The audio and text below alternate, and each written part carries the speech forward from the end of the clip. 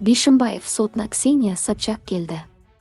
Сәуірдің 22-сі күні үзілістен кейін Астанада Қуандық Бишімбаев ісі бойынша өтіп жатқан сот отырысына күтпеген жерден ресейлік танымал Ксения Собчак келді.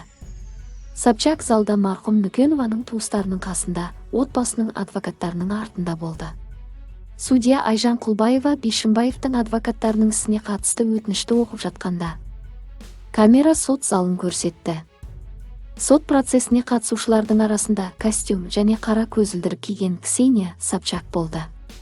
Собчактың келуі әлеуметтік желілерде қызу талқыланып жатыр.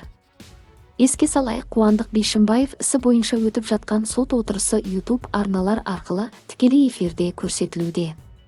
Ксения Собчакты көрген желі қолданушылары таң қалды. Тіпті көрермендер Собчак не істеп жүр деп жарыса жазды.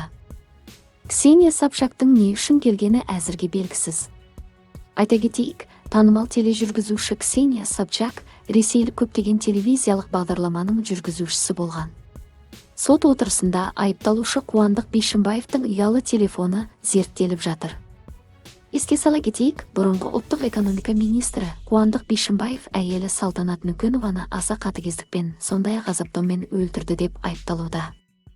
Хабарланғандай, сотталушы қасақана кісі өлтіру бойынша кінәсін мойындамады.